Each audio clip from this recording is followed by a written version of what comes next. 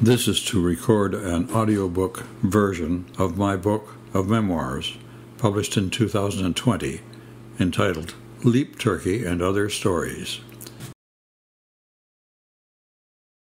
This first testimonial was written by my friend Keith Strachan, who has supported me in writing this book, including designing and maintaining my website. Imagine you're sitting back on a delightful Sunday afternoon. The sun reflects through the frosted windows and scatters. The air is a frigid minus 35 degrees, but it is held at bay by a roaring fire and a mug or two of steaming hot chocolate. Over the radio pulse the sultry tones of the storytelling genius Stuart McLean on the Vinyl Cafe, captivating comfort for mind and ear, love and morality, wrapped up in wicked humor. This is what reading LeapTurkey, Ken Shipley's first foray into writing a book, is like. Ken's writing flows from the page like listening to a respected one, a keeper of stories, one who can weave a genuine sense of life, humor, and a very unique vision into the gift of word. But there's also an innocence on these pages. As I read LeapTurkey, which are delightfully homegrown, quirky, humor-filled stories of boyhood on the prairies and a life crossing the globe, I can almost hear Ken's well-trained, sonorous, yet melodious voice broadcasting his unique mix of tales. LeapTurkey's collection of poignant anecdotes and personal memories range from dangerous bareback riding to turkey wrangling, and who knew such a feat was possible? Dark arts wizardry, you say? From croquet pitches around the world, and yes, that's correct, and yes, who knew?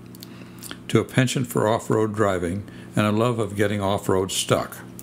From a dog that seems to be able to pee while sprinting to a pissed-off cat that seeks revenge olfactorily. This is, of course, a smattering of wonderfully eclectic offerings shared in LeapTurkey. Oh, and what were the life lessons to be learned from the events above? Sometimes the uncovering of the most interesting mysteries is best left to the page turn. Keith Strachan. This next testimonial is from my wife Carol, who supported me most generously as I wrote the book. These well-written stories by a man to whom I'm intimately connected have a delightful humorous touch. As Prairie boy, Ken begins with anecdotes of a happy childhood on a Manitoba farm, on into love and delight in his family life as husband, father, and grandfather, exuberant commitment to work as an extension specialist at the University of Saskatchewan, and life and work in developing countries with special love for Botswana, do-it-yourself enthusiasm and creativity as he endlessly refurbished the old house in Ottawa, pornographic bus adventures in Canada and the United States, and finally, fun and friendship in the world of tournament croquet. My man is a born storyteller. Carol Shipley. Highlights of my life. Born October 5, 1932.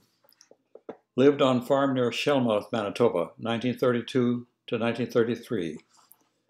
Moved to farm near Encliffe, Manitoba, 1933. First 8 grades in Encliffe School, Manitoba, 1939 to 1947.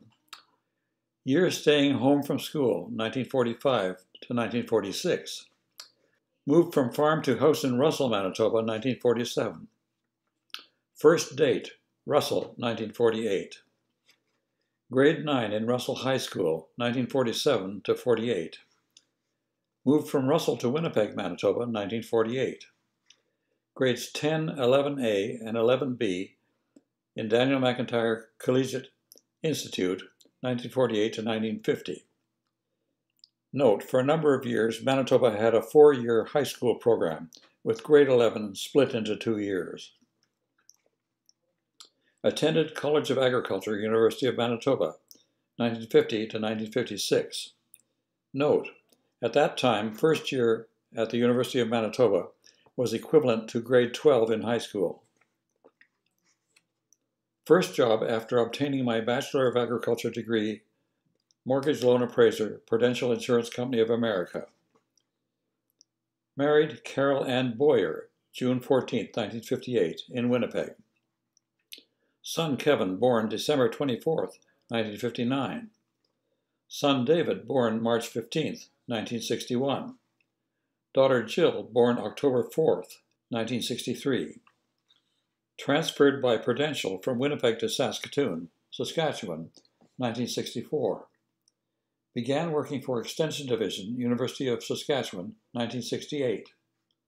Daughter Elaine, born July 11, 1966. Adopted 1970 at age 3.5. Father died age 74, March 1977. Took 2-year leave of absence to work for CUSO in Botswana, 1978. Resigned from University of Saskatchewan to work for CUSO in Ottawa, 1980.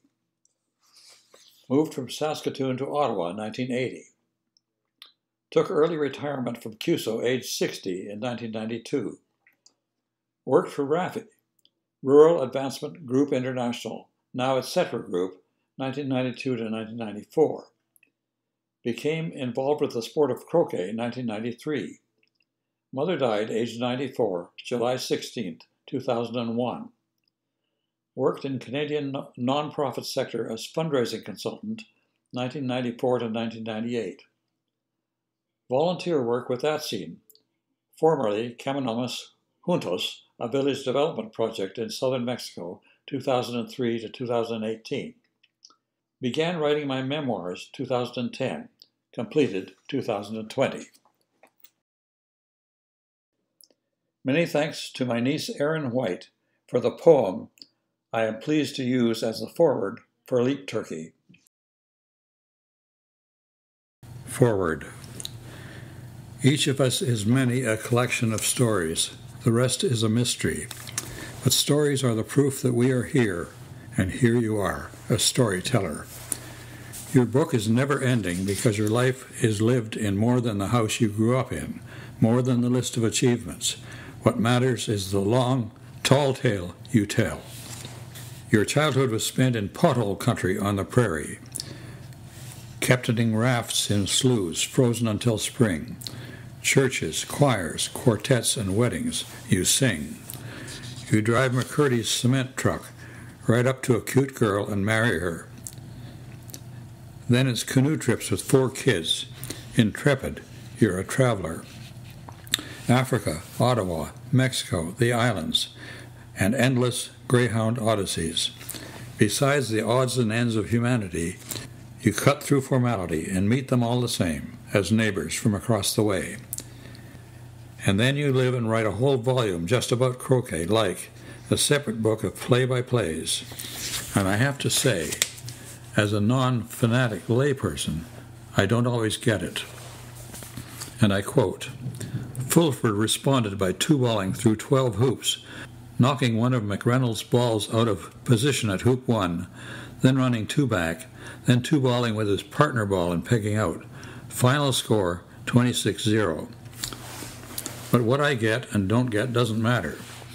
Everybody's got their own idea of adventure.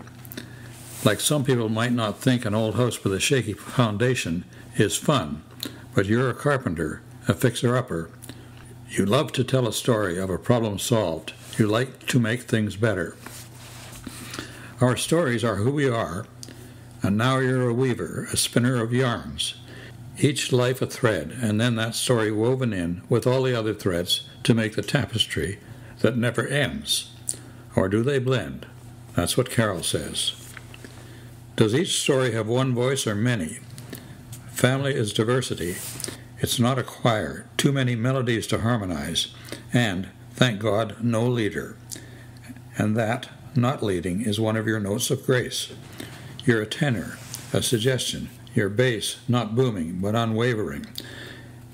In your voice is the ground, the winter warmed by a wood stove, the horses you drove, the farm before the factory, the sound of honesty before it became an art. Erin White, October 2017. LeapTurkey, Introduction. I'm a storyteller. My father and grandfather were storytellers. They occasionally stretched the truth, the better to entertain. I sometimes do the same. Exaggeration is one of my favorite forms of humor. Those who recognize themselves in these pages may have something to say about the extent to which the truth has been stretched. This is a book about stories that have happened to me and to other people. Some of the stories are second-hand. I have included them because to me they are interesting or funny. The people featured in this book are real people, family, friends, and acquaintances. Almost without exception, I have used their real names. They and their stories have added pleasure and fun to my life. I hope their stories will give enjoyment to the reader, too. I started off to write a book about croquet, a sport I discovered late in life that has been a source of much enjoyment for me. Then, in spite of my efforts to prevent it, the book insisted on branching out, and I found myself writing about other aspects of my life. It's been like riding a spirited horse. You think you're in control till the horse decides to head in another direction, usually back to the barn. Then you may or may not regain control, depending on how good a rider you are and how headstrong the horse is. In my case, the rider is only so-so, and the horse has been pretty determined, and I've spent more time back in the barn than you care to know about. That's why there are stories about my childhood on a farm in northwest Manitoba, stories about my early adulthood, stories about the early years of my life as a husband and father. There are stories about my international life, including our time as a family living in Botswana and my international travels after we returned to Canada in 1980. By the way, the title of this book, LeapTurkey, comes from the time of my childhood on a Manitoba farm and the difficulties I had herding turkeys. Style guide or not. Schizophrenic spelling. Spelling the British way was how it was done in Canada when my parents went to school. Then spelling the American way began to move in. Canadians are now at a point where we hardly know how to spell anything. It's a mess. If there's one thing you could count on in this book, it's inconsistent spelling. I'll use British spelling for color, labor, and flavor, not color, labor, and flavor, without the U. But American for tire and bank instead of tire and bank, T-Y-R-E and B-A-N-Q-U-E. But British for check, not C-H-E-C-K. English for center and theater, not center, E-R, and theater, E-R. American for aging, argument, not aging with an E, and argument with an E. But British for judgment, not judgment with an E. I've always said and spelled the American aluminum, thinking the British aluminium was strange, until I read recently that the British were merely trying to be consistent with other metals in the periodic table, such as titanium and selenium. I guess I'll stick with aluminum, but I see how aluminium makes more sense. See what I mean? Don't use this book as a spelling guide. Most Canadians have trouble spelling schizophrenia anyway. Metric madness. For more Canadian schizophrenia, consider the metric question. Canada is a metric country. More accurately, Canada is a metric country to some extent. When I go to the lumberyard to buy a sheet of plywood and the tag says 4 feet by 8 feet by 17 millimeters, I'm really buying a sheet of 3/4 inch plywood. Canadians clearly operate in metric for some things some of the time. How's that for consistency? The Trudeau, Pierre not Justin, government appointed Metric Commission Canada in 1971, and the conversion of our system of measurement began,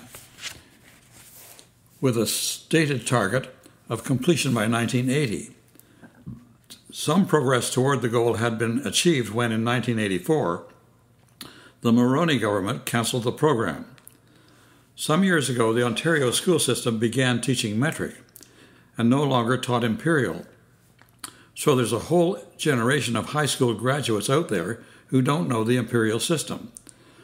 Ontario announced that both systems will be taught in schools beginning in 2010, so we can now look forward to a new generation of kids who are just as schizophrenic as the rest of us. Well done, Ontario. You're finally catching up with the rest of the country. I will use metric in this book, except when I feel like using imperial. Another truly Canadian solution. Now for some stories.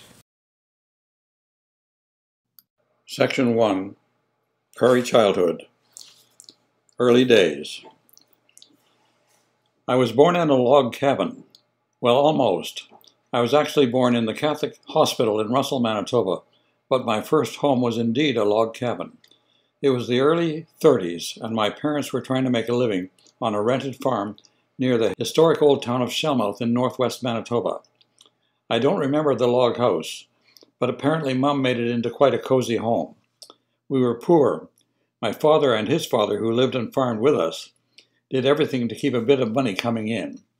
The farm was unproductive, with very little acreage suitable for cultivation, and a bit of good pasture combined with steep hills suitable only for sheep, which we had, and goats, which we didn't.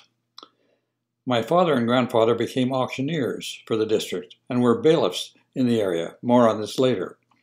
They also had a butcher shop in the town of Russell. They also did everything they could to avoid spending money, often walking the 22 miles along the railway track between Russell and Shellmouth to save the 25-cent train fare, usually carrying groceries and supplies as they walked. Having a butcher shop in the family meant that bacon boxes were readily available. My mother commandeered one of these to serve as my bassinet. Apparently it was just the right size. I'm sure Mum cleaned the bacon box to within an inch of its life, and of course lined it with soft flannelette. Still, if on a damp day you detect a faint smell of bacon wafting from my direction, you now know why. When a better farm became available for rent, we left the Shellmouth farm and moved a few miles south to the Encliffe district. I was about 1 year old. The house was newer but not better.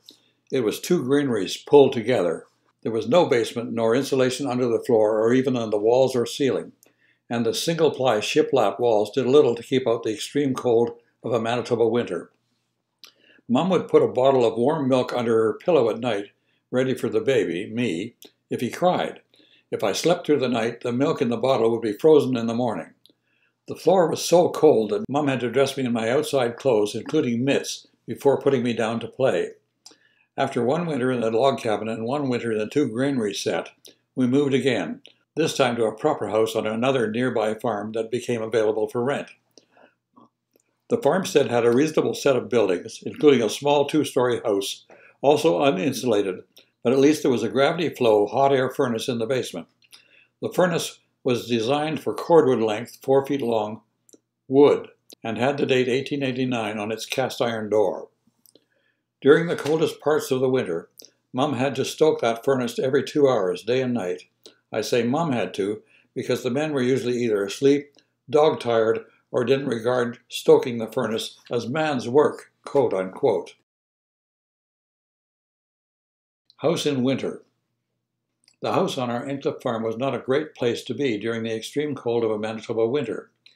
There was no insulation in the walls, the windows were single pane, and there was no weather stripping to keep warm air from leaking out and cold air from leaking in, around the door and window frames. There were 3 bedrooms on the 2nd floor, with living room, dining room, kitchen below.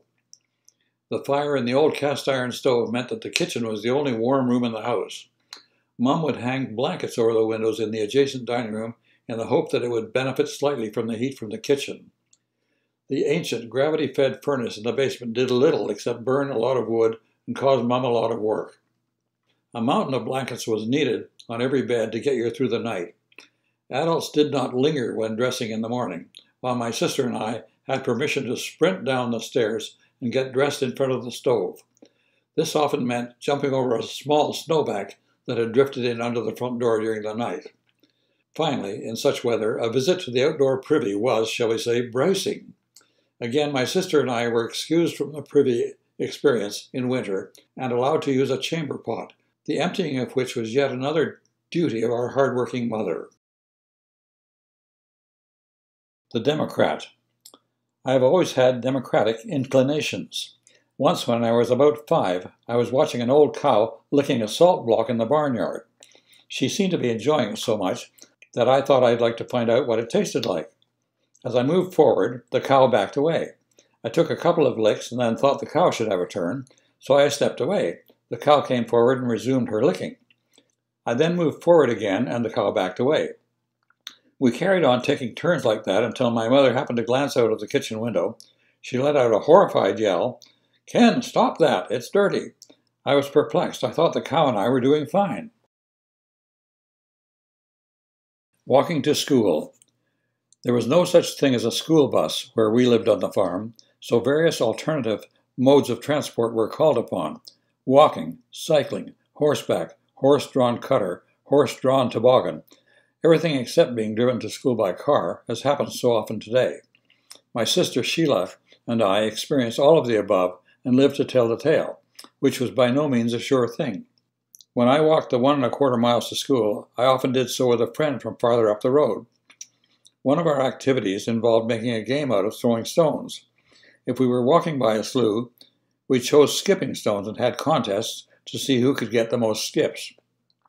There were wooden telephone poles all along the route, so another game was to see who could hit the most poles as we went along. Sometimes our destructive tendencies got the better of us, and we threw our stones at the glass insulators holding the telephone wires at the top of the poles. My conscience still bothers me for having caused the telephone repair people so much trouble and expense, not to mention the interruption in telephone service resulting from the phone lines coming down or coming loose. Very naughty. To school by toboggan. About the time my sister started school, she is 4½ years younger, we were invited to ride in a horse-drawn toboggan, driven by Jackie Liskey from a farm farther up the road. The toboggan was a home-built contraption, and the kid driving it was a homegrown hazard. It was a simple, long, narrow box curved up at the front and shot along the bottom with galvanized tin. The problem was that the only connections between the toboggan and the horse were the traces and the reins. It had a braking system which wasn't effective enough to do more than slow it down a bit, with the result that pulling on the reins or going down even a modest slope found the toboggan running up against the horse's rear legs. This would startle the horse, who would plunge about and leap ahead, trying to avoid being banged on the rear legs. A certain amount of kicking was not unheard of, with the driver sitting in front, bobbing and weaving to keep from getting his head bashed in. But the terrain was fairly level, so it was possible, with sensible driving, to travel along to school without incident. The key phrase here is sensible driving, of which there wasn't much. Jackie made a practice of driving on the road as little as possible. He headed off into the ditches whenever the opportunity presented itself, subjecting horse, toboggan, and passengers to the most uneven terrain available. When he was forced to drive on the road, he made the horse zigzag, swinging the toboggan from side to side behind it. There was much screaming on the part of the girls, my sister and his, and numerous upsets with lunches, book bags, and students getting scattered all over the road. Jackie was easily bored. In today's lexicon, he would probably be said to have ADD, attention deficit disorder. Certainly his passengers were AID, all in disorder, each day by the time we got to school. Clothes covered in snow, lunches all disorganized, school books full of snow, a general shambles. None of your conventional yellow school bus, boring trips to and from school with Jackie on the job, but altogether a more entertaining way to get to school than today. Wouldn't you agree? Encliffe School. My time in the one-room Encliffe School in northwest Manitoba was generally positive, which I'm sure was not the case for many. I was a good student and could manage without much individual attention. Any student who needed individual help, had difficulty learning, didn't get enough to eat, or was under stress at home, was at a severe disadvantage. In fact, I am not aware that any other student from my school ever went on to post-secondary education. Most of the students just went to school because they had to, and because that's what their parents had done before them. Following public school, most would simply stay in farming or get a job in a nearby town. There was little expectation or value put on further education. It was partly because of the mediocre farming district we lived in, and partly, I'm sure, the less inspired education we received in that one-room country school. My parents, on the other hand, were strong believers in higher education. My mother came from the fine farming community of Isabella, Manitoba, where people wanted their children to have a better life than they had had, and saw higher education as one of the ways to achieve it.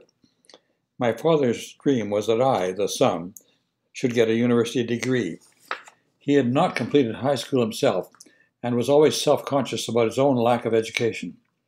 Thus, in addition to being a good student and enjoying school, I had strong support at home. I had a sabbatical in my grade 7 year, making me probably the youngest participant in the Manitoba education system ever to have had one. You will find the explanation for how it came about in a story called Carrot Juice, anyone? I returned to school the next fall. Today there would have been no question about it. I would have had to enter grade 7, but things were not quite as cut and dried back then. I was allowed to enter grade 8 on trial. In consequence, I didn't ever take the subject matter covered in grade 7. The so-called 3 R's, reading, writing, and arithmetic, were no problem because the subject matter was largely progressive. I was able to catch up quite quickly and passed grade 8 without difficulty. The only subject I missed completely was American history. I have never studied American history. It didn't bother me at the time because I figured that the USA, not being part of the Commonwealth of Nations, wouldn't have much of a history anyway, so no great loss. Later I came to realize that one or two things of note had indeed happened south of the 49th parallel since independence, and I started to pay more attention. Still, I was allowed to move on into grade 8 without American history, so I must not have been the only one who thought it didn't matter much. Our 4-teacher year. Sheila and I had a most bizarre year in Encliffe School the year I was in grade 6 and she was in grade 2. The year began well enough in September with Miss Hersack, who actually came to us with some teaching experience, a step up from our usual. Unfortunately, Miss H had to leave at Christmas. The reason, open secret, was that she was pregnant, and it simply wouldn't do in those days to have a teacher who got pregnant out of wedlock on display in front of a bunch of school kids. So she left without any explanation to us as to why. A sex education opportunity missed. The board then found Mr. Irwin, a farmer from the Isabella district, who would be able to fill in until seeding time when he would have to return to his farm. He was an experienced teacher and a strict disciplinarian who used corporal punishment from time to time. I thought he was a good teacher. My sister was terrified of him. I'll report on one of my experiences first, and then let Sheila say what she thought. My friend Stan Petty sat across the aisle from me. Mr. Irwin would allow us, if we finished our assignments before the end of the period, to sit together at one desk and play checkers for as long as we didn't make too much noise. Students of today might find the leniency astonishing, but you have to remember the context. Here was a teacher teaching 45 students in 8 grades. He would move from grade to grade during the day, sometimes grouping 2 grades together if the subject matter would allow, teaching the lesson, giving the students some seat work, and moving on to another grade or grade combination. Some students would get the work done quickly, while some would have to take it home as homework. Stan and I were bright enough that we could usually whip through the work quickly. I need to pause in this story to say that Mr. Irwin's winter footwear was felt socks over rubbers for outdoor use. Many of my readers will have no idea what felt socks are, and no doubt are dying to have me explain. There, with the help of Wikipedia, felt is a non-woven cloth that is produced by matting, condensing, and pressing fibers. Felt is the oldest form of fabric known to humankind. It predates weaving and knitting, dating back to at least 6500 BC. Mr. Irwin's felt socks, which probably weren't quite that old, were thick, stiff, boot-like structures that would stand up on their own if left leaning in a corner. Wearing only the socks without the rubbers meant Mr. Irwin could glide across the wooden floor of the schoolroom without making a sound. Referring to the checkers story, Stan and I would start off very well behaved, but would inevitably get absorbed in the game and start making too much noise. Mr. Irwin would deal with this quickly and effectively by noiselessly gliding up behind us and whacking us each on the head with a yardstick, hard enough to startle us and to get the message across, but not hard enough to hurt. Corporal punishment is frowned on today, and I'm in the corporal punishment is bad camp. In Stan's and my case, however, it was quite effective. The little taps just reminded us to pipe down. We even found it a bit funny. It was an example, though, of a rougher approach to teaching, and an approach that was tougher on some of the kids than others. My sister Sheila's experience as a much younger kid with Mr. Irwin was much less positive. She writes in part, The year I was in grade 2, we had, I think, at least 4 teachers. One was Mr. Irwin, and I was scared to death of him. He strapped kids frequently. My grade was going to have a test that day, and I was afraid I wouldn't do well, so I was explaining to Dad how I planned to drop my eraser down the inkwell hole so that I could open my desktop and look at my notes inside.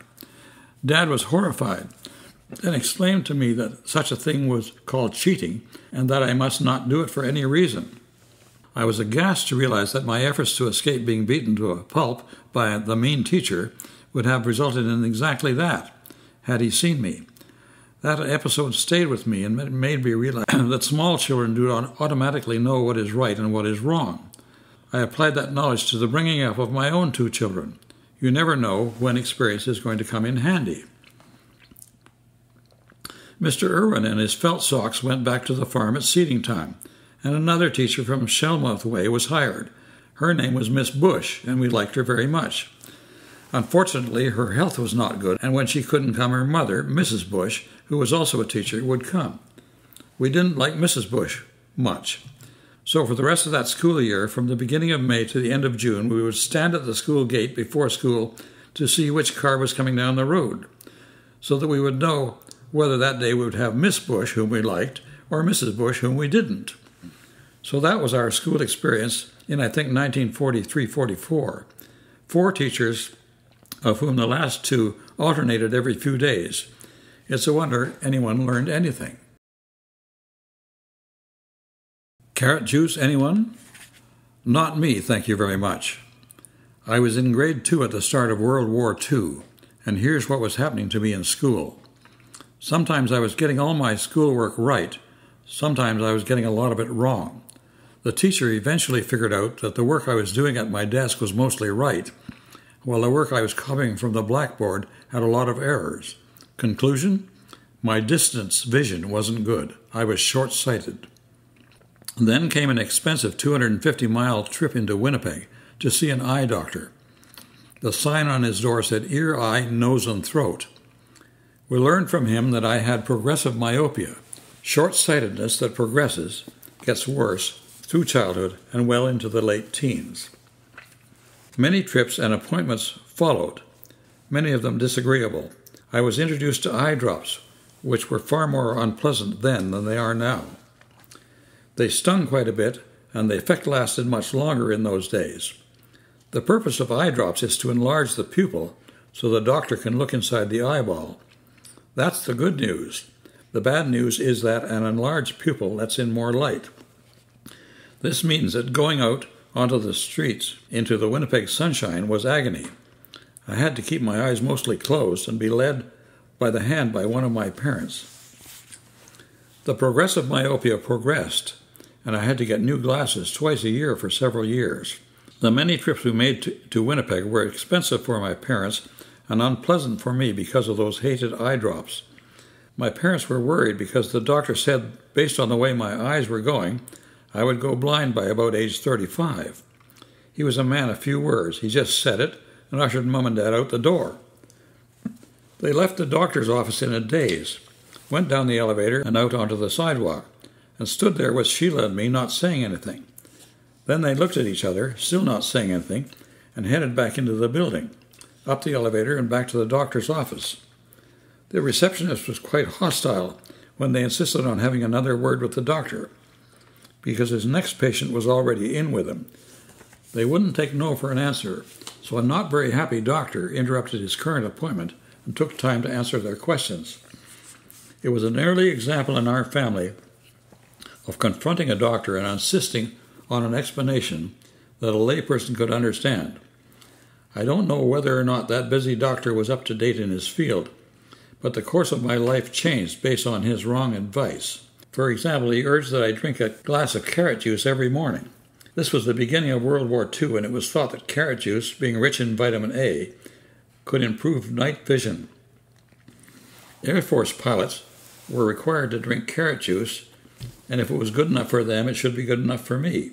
I got caught up in the carrot juice myth of the day. Every morning all summer I had to pull a bunch of carrots from the garden, grate them onto a cheesecloth, and squeeze the juice into a glass.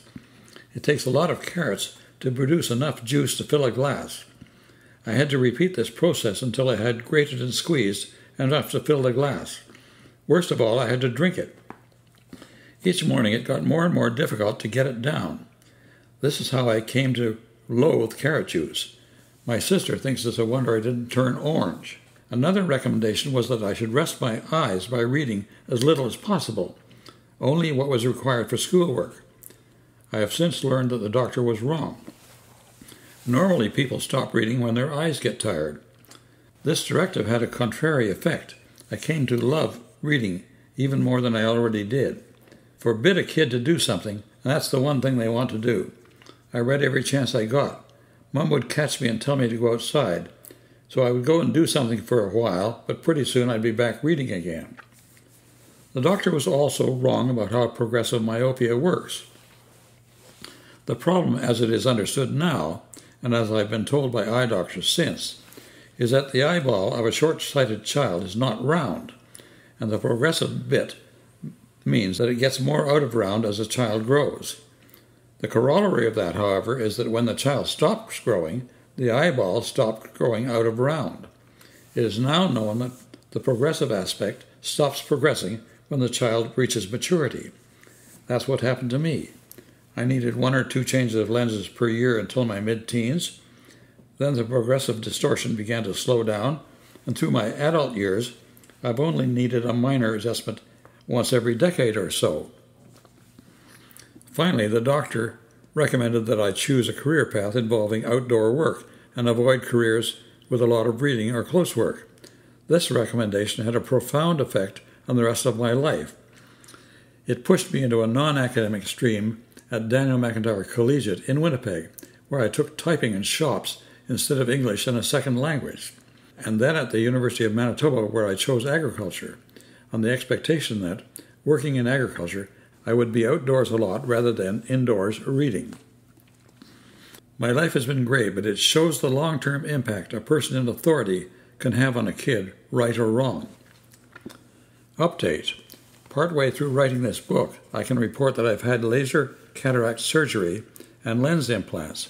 I wish I could tell my parents about it, because for the first time in my life, I have 20/20 vision in both eyes. The one-room school. The school Sheila and I attended was 1¼ miles from our farm home. Encliffe School was one of the many one-room schools that dotted the prairies in those times. One teacher, often with minimal training, had to deal with 45 students in 8 grades, plus 2 or 3 students taking grade 9 or 10 by correspondence. Sometimes the teacher had only graduated from high school the previous fall and had taken a summer school teacher training course before being thrown into the deep end, so to speak. Thus, not only did many of those teachers have little training, they were facing a challenge that would have tested even the most veteran teacher. My mother had been one of those teachers a generation earlier, although she was better trained. Following her 2-year teacher training course called Normal School in Prairie, she went to her first school in Kinnesota, a settlement on the western shores of Lake Manitoba, a few kilometers south of the Narrows, a town at the northern end of Lake Manitoba. The people were largely the mixed-blood offspring of French and Scottish fur traders and Saulteaux Indians. The community had been established since at least the early 1800s. The school had been without a teacher for years, so Mom was faced with some 15 students, ranging in age from 6 to 15, none of whom had been to school before. The whole group was in grade 1. She made up for her youth and lack of experience through her warm acceptance of all her students, regardless of age or ability. Mom's background in Isabella, Manitoba, gave her a good grounding for her teaching career. Isabella was a fine, well-developed rural community with a rich and active range of community activities. She brought this background with her to Kinnesota and immediately got involved in planning a Christmas concert. She had experienced Christmas concerts all her life.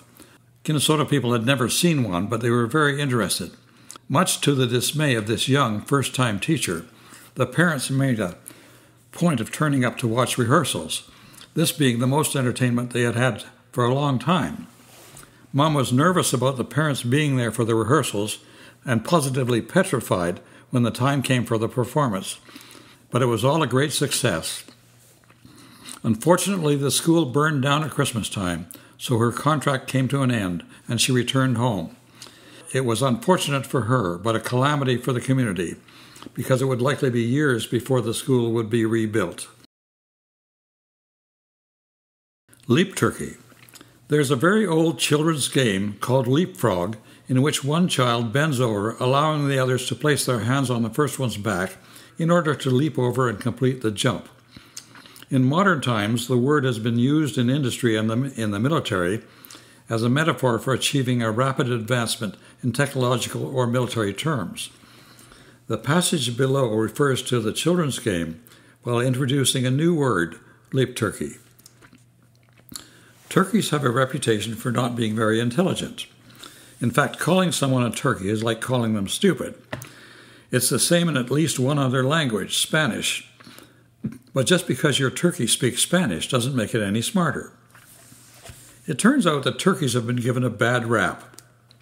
They are actually fairly intelligent, and they are very sociable and fun creatures. They like being in groups, and they enjoy being around people. We had turkeys on the farm. They, like all the other animals on the farm, were free range. Come to think of it, pretty well everything on our farm was free range, including my sister and me. Anyway, back to LeapTurkey. Whenever a thunderstorm was threatening, it was my job to get the turkeys under shelter. If they were left out when a heavy downpour hit, not only would they get wet and be draggled, they might very well catch cold and die. If you've had any experience herding turkeys, you'll know this is easier said than done. The first challenge is to herd them together into a rafter. A group of turkeys is called a rafter. The next is to shoo them towards the barn. The shooing creates the following situation. The turkeys at the back of the flock face toward the shelter and try to move in that direction, while the turkeys at the front of the flock turn around to face you and resist moving in the desired direction. Have you ever seen a turkey walk backwards? It's not in their repertoire. This leaves you with a stalemate, or more descriptively, a stale turkey mate.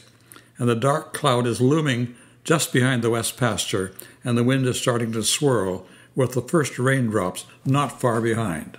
So you become more desperate and start to shoo the rear turkeys more vigorously, perhaps adding a swift kick to the tail feathers whenever you think Mum is not looking. This gets results, but the net gain is limited.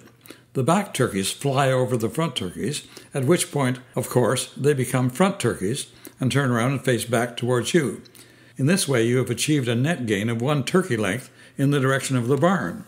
You maybe have only 50 yards to go, but this may amount to more than 100 turkey lengths, depending on the size of the turkeys involved. The turkeys were, in effect, leapfrogging over themselves as they and I made halting progress toward the barn. Or to put it more correctly, and in the interest of preserving a word that until now has been in danger of being lost to our language, the turkeys were, in effect, leap-turkeying over themselves as they and I made halting progress toward the barn. I always managed to get the turkeys under shelter with very little help from the turkeys. Back in those days, I could have told you the size of our barnyard in turkey lengths. Yes, our barnyard is 300 by 400 turkey lengths. Or further condensing the idea, yes, our barnyard is 120,000 square turkeys. Very useful, not to say unique information. You won't find it in your average chart of weights and measures. Prairie sloughs. My childhood was spent on a farm in pothole country on the prairies in northwest Manitoba. I have the glacier, which covered much of the continent until about 10 million years ago, to thank for the sloughs it left behind, as part of a wonderfully varied landscape. The prairie landscape is to a large extent defined by weather and how the glacier covered it. There are places where you can see how the ice ground its way across the rock of the Precambrian shield, leaving parallel striations in the rock. There are places the glacier didn't cover, such as the Cypress Hills in southwest Saskatchewan, where the vegetation is unique because some of it predates the glacial period. Further east, the glacier took a different approach. For example, as it melted, it formed Lake Agassiz, which stood 900 feet deep over Winnipeg for 4,800 years. Millions of tons of dust were carried out over the lake by the prevailing westerly winds. The finer the particles, the further the wind carried them. The coarser the particles, the sooner they were dropped. The finest particles were carried far eastward over the lake, where it settled down into the water where Winnipeg stands today, creating the famous heavy clay soils of the Red River Valley. Soils deposited on lake bottoms in this way are called lacustrine. To the west, coarser particles created wonderful silty soils, while still farther west, the wind left behind the beautiful sandy soils of the western part of the valley. All this with hardly a rock in sight, because, of course, the wind can't carry rocks, and the ones that were there to start with were buried beneath the lacustrine soils at the bottom of Lake Agassiz.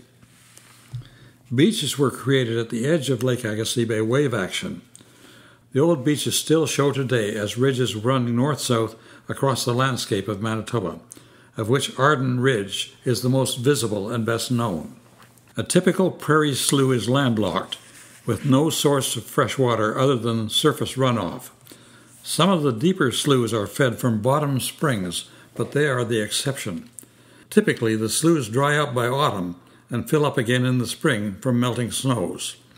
The water in them stays fairly fresh for a few weeks, but as the warmer weather of summer comes along, the water becomes increasingly stagnant. As the hot weather continues, reeds, algae, and surface scum and other assorted pond life thrives. Populations of ducks, geese, frogs, toads, snakes, and other creatures also like to be in or near water. Sloughs teem with life. Fish are not common in sloughs because of the short-lived and intermittent presence of the water, not to mention the diminished quality of the water as summer progresses. As a side business, some farmers tried fish farming with rainbow trout in the deeper sloughs as an additional source of income. This venture had limited success. We tried it a couple of times, but the fish had a muddy taste. My constant companion as a toddler was a faithful cat called Minnie. If Mum could see the cat out in the yard, she'd know I wasn't far away. Once while wandering out in the small pasture adjacent to the house, I found myself on the far side of a string of sloughs and couldn't see how to get back. The cat and Mum heard me crying at about the same time. But on her way around the water to get to my side, Mum was amazed to see the cat beating her to it by swimming across. Cats don't like water, but Minnie liked being separated from me even less. Rafts on prairie sloughs. My entire career as a ship's captain was spent on rafts on prairie sloughs. I built rafts out of anything I could find, a bunch of poplar poles with boards nailed across the top, an old barn door with a couple of poles underneath, or some old planks pulled out of a collapsed building. The sloughs were sufficiently shallow that I was able to stand on my rafts and pole them around. There's a lot of wind on the prairie, so sometimes I would rig up a sail. The only problem with the rafts I built was that they quickly became waterlogged and had less and less carrying capacity as the weeks went by. When I first put them in the water, I could safely walk from side to side and end to end, and perhaps even bring my sister or a friend along for a ride. Soon, however, I would have to stand in the middle of the raft to keep the edges from tipping down into the water. Then I'd find myself ankle-deep in water, even standing in the middle. Then the raft wouldn't hold me at all. Then if the sloughs hadn't dried up too much and I could find the material, I might build another raft and happily sail high on the water again. As the summer advanced, there would be 2, 3, or more rafts sitting forlornly on the cracked mud of the bottom of a dried-up slough. The hot summer sun would dry the rafts out, giving them the capability to float again next spring. However, the winter cold would freeze them to the mud, leading to a very interesting scene the next spring. As the snows melted and the sloughs filled, the rafts at first stayed frozen to the bottom. Then as the temperature of the water rose, the frozen mud would eventually release the rafts, which, with the buoyancy restored during the heat of the previous summer, would pop to the surface and drift to the shore. One spring, 3 of my old rafts did this, leaving me with a fleet of vessels. Now I could be the admiral of a fleet, no longer merely the captain of one vessel. My triumph would be short-lived, however. I learned that a previously waterlogged raft would become waterlogged again even more quickly than before. I was never disheartened for long by the sinking of yet another vessel. Summer rains fill sloughs again. Sometimes a heavy summer rain would fill the dried-up sloughs with fresh water that quickly warmed up in the summer sun. There would then be a brief, beautiful week or two of swimming before the water became stagnant again. It was not wise to keep swimming as the stagnation advanced, as you'd get the itch, he said, speaking from experience. In fact, it was during one of these brief periods, when the sloughs were filled in midsummer with fresh water, that I learned to swim. I had no idea how to go about it, and I'm sure my swimming was inelegant beyond measure, but at least I learned to flail along without having to put my feet on the bottom, which was usually within reach. On the basis of my slough swimming technique, I was able to swim reasonably well in lakes and rivers. In those days, opportunities to improve my swimming occurred in the summer camps I was privileged to attend a few times. Sometimes heavy rain came in as the fall and winter was approaching. That meant skating would be possible that winter. The skating was best soon after freeze-up, when there wasn't much snow. Then as the snow came, I would have to clear more and more of it before I could do any skating. With more snow and winter winds, my skating patch would get smaller and smaller. As the shoveled banks got higher and higher, another strong wind would fill my whole rink in deeper and deeper. Eventually it would take me so long to dig down to a clear, small patch of ice that I would have almost no energy left for skating. My mother would be watching all this through the window and would marvel at the amount of snow I would shovel for 5 minutes of skating. It seems that the nothing is too much trouble part of my nature was already in evidence at the age of about 12. Sometimes the freeze-up of the sloughs was so perfect that skating was magical. This could happen either from the spring snowmelt or in the fall when there had been enough rain to fill the sloughs, followed by a quick freeze-up when the wind was calm enough and it was not snowing. The mirror-like surface would then be transformed into a mirror-like ice surface, and I would experience the best skating in the world. Another feature of sloughs was that they constantly changed in size and shape, depending on the amount of water in them. Their only source of water was rain and runoff, which were balanced against the rate of evaporation. If the water was high enough, two sloughs would become connected as the water filled the lowest bit of land between them. If this water took the form of ice, I could skate from slough to slough, and when one of them was ringed with trees, round and around among the trees, and then out into the open again, first against the wind and then with the wind, with my arms held out to act as a sail. Magical. The glacier's gifts: rocks, stones, hills, and valleys. In its treatment of the prairies, I imagined that the glacier must have had me in mind when it left behind undulating land with hills and depressions, a multiplicity of valleys, some deep, some shallow, and a rich variety of rivers, streams, and creeks. The glacier ground the bedrock into a confusion of sand, gravel, rocks, and boulders, all mixed up in some places, neatly sorted in others. I'm personifying the glacier beyond reason when I said it had me in mind, as it dominated and changed forever the landscape of the middle of North America, 10,000 years before my existence. Still, I'm grateful to the glacier for leaving behind an infinitely varied and interesting landscape for me to enjoy as a young boy on the prairies. The technical term for the rock-soil mix left by the glacier is glacial till. Those farmers who have had the misfortune to have farms with many rocks frequently turn the air blue, cursing the broken machinery and the extra work required each spring to pick rocks. Some claimed ruefully that their best crop of the season was the rocks that were pushed up to the surface each spring by frost action. There's even a unique prairie conveyance called a stone boat. It was made from a platform of planks nailed to two wooden skids and pulled by a team of horses. It rode only 8 to 10 inches above the ground, so less effort was required to lift or roll stones onto it when clearing a stony field. The stones would then be hauled to the nearest bush or fence line and deposited. A very stony field would yield so many stones over the years that big piles lined the edges of the bushes and fence lines. Those were the days before hydraulic power and lift buckets mounted on tractors.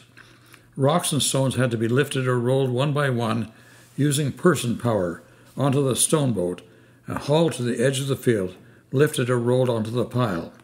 Some of the rocks were so large that the farmer would cultivate around them rather than dig them out and haul them away. Some of these big bruisers stayed buried for years, but gradually worked their way to the surface through frost action. Often the farmer's first discovery of a big stone showing up where no stone had been before was a loud clang as everything came to a sudden halt, when a disc or plowshare jammed up against it and the tractor stalled, or even worse, a startled four-horse team was suddenly rearing and plunging.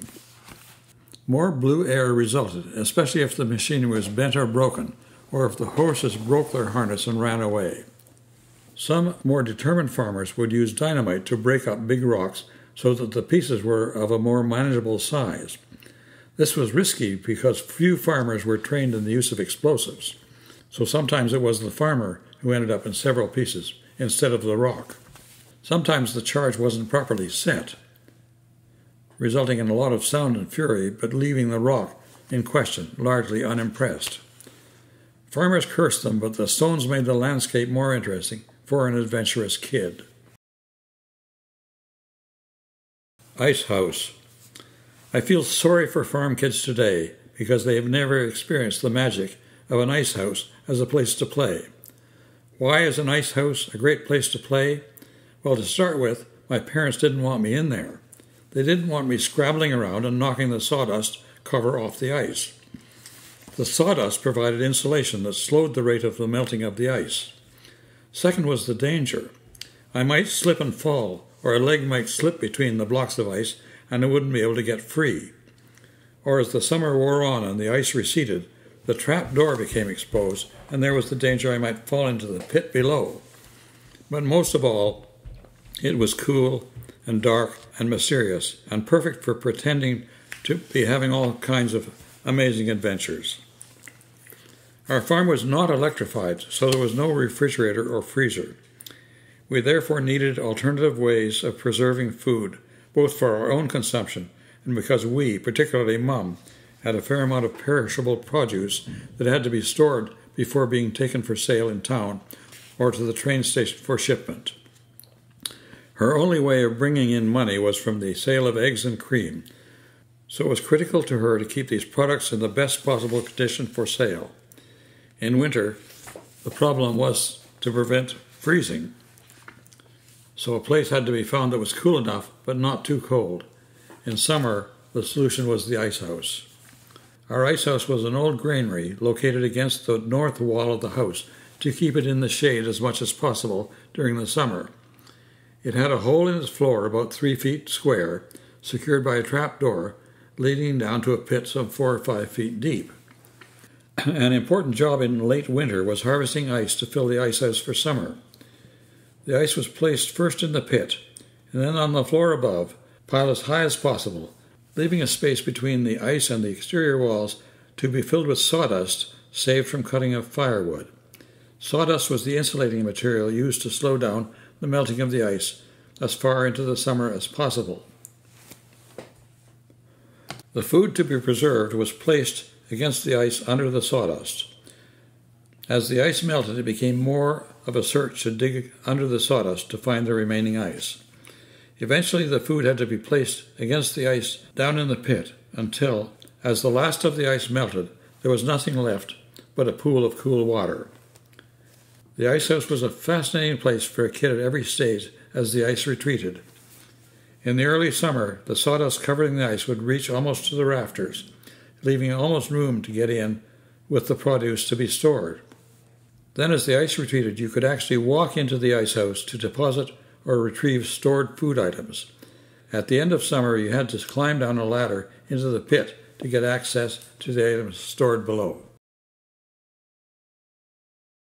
Dance of the Rake and Hoe. You're probably wondering why I'm such a stickler about not leaving rakes and hoes leaning against a wall or fence with the handles up and the heads down. Or perhaps you're not wondering about this. Anyway, you can relax because I'm going to tell you whether you were wondering or not. Our ice house was situated about 2 feet from the north wall of the house. It was possible to walk through the narrow passage between the two structures, but there wasn't much room to spare. One day, as I was about 11, I was dreamily walking along, as boys of that age are wont to do, and was aiming to walk through the narrow passage between the house and the ice house. Unfortunately, someone, I expect it was Grandpa, who wasn't known for being safety conscious, had left the rake leaning against the house, handle up and business end down, and a step further along, the hoe leaning against the house, handle up and business end down. I was dimly aware as I entered the passage that I should avoid stepping on the business ends of the rake and hoe. Dimly was the operating word, apparently, because I didn't take enough care. I avoided the rake, but inadvertently stepped on the head of the hoe. The result was that the handle of the hoe snapped forward and hit me hard on the forehead. That made me step back right onto the head of the rake, whose handle snapped forward and hit me hard on the back of the head. This made me step forward, and here I must pause to explain that after I stepped on the head of the hoe, it settled back in to its original position, leaning against the ice house with the business end down. And I stepped again right onto the head of the hoe, whose handle snapped forward and hit me again hard on the forehead. I thought that was a bit much to get banged on the head 3 times in any given 3-second interval, thank you very much, and I fell down. I got up gingerly and leaned the rake and hoe against the house and ice house again, but this time most emphatically with the head end up and the handle end down. That is why I'm obsessed. Not too strong a word, let me tell you, about not leaving rakes and hoes leaning against a wall or fence with handles up and heads down. Mind you, several people have told me over the years that they thought a sharp knock on the head from time to time would do me good. I'm always pleased when they say that because it gives me a chance to tell this story. But then I have to be on my guard because for some reason my frequent repeating of the story increases their desire to see me get another good knock on the head, making it necessary for me to step back quickly as they move in my direction. Wonderful Christmas present. How many 10-year-old kids have been given their very own horse as a Christmas present? It happened to me, and I rate it as my best Christmas present ever. It was Christmas morning, 1942, and we were around the Christmas tree opening presents. I was told to go and open the back door, and there, with her front hooves planted on our back step, was a small, perky, black and white mare about 14.2 hands high, about 58 inches. Those were the days when I was listening religiously to the Lone Ranger on the radio, so I named my pony Silver, ignoring the fact that she wasn't all white. She was black and white. I should have called her partly silver. I didn't start riding her until spring, at which point it was a mutual learning experience. She had had someone on her back, but had never really been ridden, and I had never ridden. So there we were. I put a bridle on her and climbed onto her back, and off we went. Bareback, of course. Our farm didn't have a saddle. So away we went at a walk. Silver didn't seem to be uptight about having a kid on her back. In fact, from time to time she would stop and put her head down to eat grass, which at first would cause me to fall off. I improved a bit and no longer fell off when Silver put her head down. Now I could stay on her back at a walking pace, even when she stopped and put her head down. However, whenever I urged her up to a trot, I fell off. Whenever that happened, she stopped, put her head down to eat grass, and waited till I remounted. Eventually my seat, technical term meaning not my rear end, but how well I sat the horse, improved to the point where I could stay on her back at a walk, trot, canter, or gallop. Silver and I had a delightful time together for the rest of my time with her. I became so skilled as a bareback rider that I hardly ever fell off. I could usually stay on, even when she shied or quickly swerved to the side as we galloped or trotted along. She was extremely sure-footed, but once in some tall, wet grass as we galloped along, she went down on her front knees. She was up quickly as she went down, and I wasn't even close to falling off. Silver was not inclined to cooperate with anyone else. For example, when our hired man got on her back, he wouldn't be able to get her to do anything he wanted. It was funny to watch, because when the hired man wanted to round up some cattle, for example, Silver would head back to the barn, or just go in circles, or trot with such a stiff-legged gait that he would soon conclude it was less painful and almost as fast to walk. A horse's height is calculated in hands. 1 hand is equal to 4 inches. The measurement is taken from the ground to the highest point on the horse's withers, the space between the front shoulder blades. Horses below 14.2 hands are considered to be ponies. Above 14.2, they are considered to be horses. I shouldn't even be here. Silver had a mind of her own, which I got a big kick out of, no pun intended. Like all horses, she liked going toward the barn better than going away from it. In fact, we'd be out riding, me bareback as always, and she'd behaving very nicely until we finished our ride and I turned her towards the barn. She would then become very hard to control. She wanted to gallop at full speed. I didn't mind a full-speed gallop now and then, so I usually let her go, and we both enjoyed it. Our barn doors in those days were double Dutch doors, usually standing with only one side open, leaving an opening only wide enough for one horse to go through, but without enough room for the rider. The first time Silver and I rode back to the barn, I expected her to skid to a stop just before the barn door and walk quietly through the narrow opening. But that's not what happened. She didn't slow down at all, so I had to make a split-second decision to avoid having my head or legs ripped off, or both. I quickly lay down flat on her back with my legs behind me, on her back, and my face buried in her mane. Once through the opening, I sat back up, because after all, we wouldn't want the indignity of falling off on the dirty barn floor, would we?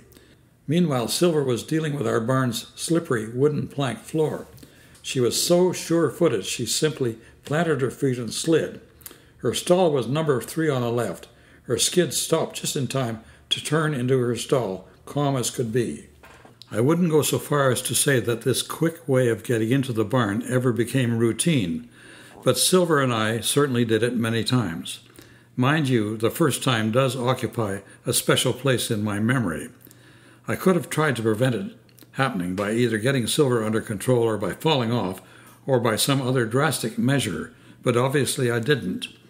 Going through that narrow space at speed had a lot of appeal to an adventurous kid, and when I found that we both managed it without losing various important body parts, naturally we would keep doing it. It's worth reminding the readers that I was riding bareback. It shows how good a bareback rider can become. You and the horse are in intimate contact, and each can sense what the other is going to do. Saddle riders can also be wonderful riders, but riding bareback has a special place in my memories. First Nations people rode their horses bareback for centuries, before there was much European settlement. I guess you could say that I rode more like an Indian than a European. My parents, as far as I know, didn't know anything about Silver's and my circus act. I didn't think much about it at the time, except that it was fun. Going through that opening at a full gallop certainly was dangerous, hence the title of this piece. Now in my later years, I wonder what my reaction would have been if any of my kids had tried something like that. Silver and the Cutter. Endcliffe School, the one-room school that my sister and I attended, was 1.25 miles from our Manitoba farm. There was no school bus, and our parents didn't have the means or the time to take us to school, so we had to get there on our own. The fact that children had to make their own way to school and back under difficult conditions was an indication that our farm was in a rather poor district. Walking or riding horseback was feasible in cold weather. If weather and road conditions permitted, we rode bikes. In the bitter cold of a Manitoba winter, we needed another mode of transportation, so our hired man built a one-horse cutter. Then we had to train Silver to pull the cutter and behave herself while doing so. My sister and I would bundle up, put a rug over our knees, and head off to school. There was a barn on the school property. We would give Silver some hay, and she would spend the day in the barn until we were ready to head home. Teaching Silver to jump. Silver could jump very well. If she wanted to visit some horses in the next field, she could jump whatever fence was in the way, no problem. With her ability to jump like that, I thought I had a potential prize winner on my hands. All I had to do to win prizes at the local fair was to get her to jump with me on her back. Let me hasten to point out that I knew nothing about training horses in general, or about training horses to jump in particular, but how hard could it be? I put 2 sticks in the ground with a horizontal string between them at the 3-foot level. I had Silver inspect the string with both eyes before I got on to begin the training. We took a run at the jump with the string at the 3-foot level. Silver, a quick and nimble horse, galloped up to the setup, quickly swerved around it, and stopped a short distance beyond. I, meanwhile, continued straight on over the string and landed in a crumpled heap on the other side. Silver looked down at me. She always stopped when I fell off, as if to say, "What are you looking so disgruntled about? You wanted to go over the string, and you did." I thought maybe the 3-foot string was too ambitious to start with, even though Silver was jumping 4.5-foot fences on her own with great regularity, so I set the string at 1 foot for the next try. We circled back for the next attempt, and again approached at a gallop. This time Silver skidded to a stop right in front, stepped over the string, stopped on the other side, and looked around, with me still on her back this time, to see what I thought of that. What I thought was I better give up on the show jumping idea. Charlie. My sister Sheila, 4.5 years younger than I, was given a big old white workhorse to ride. Gentle and patient old Charlie. Sheila was just age 5 years old when she started riding. No saddle, of course. We both rode bareback. We did a lot of riding together. I on Silver, Sheila on Charlie. We rode around the farm doing small chores like herding cattle and sheep. We rode to school, and sometimes we rode to the village of Encliffe on an errand for Mum. Much of the time we just rode for pleasure. Charlie was so tame that we once walked up and down on his back, sweeping him off with a broom, and he didn't even flinch. We were barefoot, so we wouldn't have been hurting him. There's a picture somewhere to prove it. Sheila tells a story about riding home from Encliffe, our village, 2 miles from our farm home, having been to the post office or little store. It had been raining, and the dirt roads were muddy and slippery, so we were proceeding slowly, Sheila on Charlie, following me and Silver. Here's how she tells it. Charlie got too close to the edge of the road where it sloped, and he slipped and fell on his side. He landed with a great thump that took the air right out of him. He groaned loudly and just lay there. A moment later he must have decided, while I'm down there I may as well, and reached over and began to nibble on a bit of long grass not far from his nose. At this point I was half under his belly and couldn't get out. The ground was soft, as was his belly, so I didn't feel hurt, but I was worried that he might roll the rest of the way in an effort to get up, thereby squashing me. You rode Silver over, and I grabbed one of her front legs and pulled myself out. She stood there like a rock, not moving a muscle, while I tugged on her leg. When we encouraged Charlie to get up, you boosted me on, and we continued home, rather muddy, but all in one piece. This was a situation in which the actions of both horses were exemplary. Charlie didn't panic after falling down and didn't move. If he had, he might have hurt his little rider. Silver came over, and before I could even dismount, stood steady while Sheila hauled herself out by grabbing a front leg. Was it just luck that neither horse got excited, or was it their instinctual desire to behave well around children? I think it was the latter. Certainly Silver would do anything for me, but stubbornly resisted cooperating with an adult. Charlie was simply a gentle old horse. On the other hand, Charlie never had it so good. His only work was to carry a featherweight little girl on his back. In return, Charlie was well fed and watered, well stabled and brushed and fussed over day after day. Duck attack. We were lucky children to live on a mixed farm where we had contact with all kinds of farm animals. In addition to horses, we were around cattle and sheep, the occasional goat, and chickens, turkeys, and sometimes geese. Many of these animals were free to forage in the pasture, while others were kept in the barn. My sister and I had a pet, white domestic duck named, you guessed it, Donald. Donald took a dislike to our grandfather Shipley. Now, for those readers who are apprehensive about the horrors they may read about below, let me assure you that an angry duck is not a particularly threatening presence. In fact, it must be embarrassing for the duck to be nibbling away in anger at someone, in effect giving it its best shot, and having the victim simply chuckle. Whenever Donald spotted Grandpa walking across the barnyard, he, Donald, would set off at a dead waddle and attack Grandpa, nibbling ferociously on his ankles. Donald couldn't draw blood or even inflict pain, but he could and did make a nuisance of himself. He would get between Grandpa's legs and attack each ankle as it came forward. The main problem for Grandpa was to avoid stepping on the duck. So picture it, please. Grandpa walking with legs somewhat apart, with Donald weaving back and forth, attacking each ankle in turn. It was a funny and ridiculous spectacle. If Grandpa was carrying 2 pails of milk, he wouldn't be able to avoid spilling some of the milk as he went along. If he thought we weren't watching, he would kick Donald out of the way, but he didn't dare kick hard in case he harmed the duck. So the determined duck would simply come back and carry on with his ankle biting. If we were around, Grandpa would call to us to come and get our silly duck so he could get on with his work. Pet wild duck. I suppose pet wild duck sounds like an oxymoron, but one of the cutest pets we ever had was a wild duck we found abandoned beside a slough. We took it home with the intention of keeping it until it was big enough to fly and then returning it to the wild. It used to do 2 very endearing things. A wild duck, at least this particular wild duck, has legs set quite far back, meaning that it has a lot of body weight in the front of its legs, great for swimming and flying, not as great for walking. Ours could walk reasonably well on the ground, but the slippery linoleum floors in our kitchen gave it great difficulty. Its feet would slip, and its front end would flop down onto the linoleum. The only way it could get across the floor was to flap its wings, hoist its front end up in the air, and then run and flap until it got close to where it wanted to go. Then it would slide into home base, as it were. It was very funny to watch. The other wonderful thing it would do was sit on Mom's foot while she was sewing on the old treadle sewing machine. To the little duck, the up and down motion must have felt like waves on a prairie slough. Unfortunately, we weren't able to keep the little wild duck alive. It wouldn't eat the grain we fed to our domestic fowl.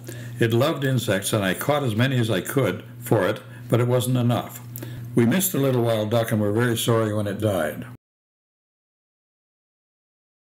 Pet turkeys. Elsewhere in this book, I have made some rather unkind remarks about turkeys not being very intelligent. Still, my sister and I, who made a pet of any animal that would put up with it, had from time to time turkeys in our collection of pets. They were fun and liked to be around us for treats and petting, and I suppose the stimulation. Or perhaps they concluded that they had at last found friends who were compatible from an IQ standpoint. I remember one occasion on a beautiful summer day when our whole family was having a nice relaxing time on the shady front veranda of our Enclave farmhouse. All 4 of us were in attendance, including my father, who was lying on his back on the couch. 3 of our half-grown pet turkeys were perched on the railing, keeping us company. At one point, one of them hopped onto Father's stomach and just stood there looking at him. Father was rather surprised, but decided to put the turkey through its paces, so to speak. He took one leg in each hand and, humming a marching tune, had the turkey step lively to the music. It looked completely ridiculous, and the rest of us collapsed with laughter. The turkey seemed to enjoy it as well. Fatso. One of our house cats on the farm was a lazy tomcat we called Fatso. His idea of a good workout was to jump up on the clothes piled on the washing machine by the window and look out at the birds, twitching his tail and growling menacingly, although not doing so all that vigorously. He wouldn't want to tire himself out, would he? Fatso was a very compliant and relaxed pet. My sister and I trained him from his kitten days to lie on his back.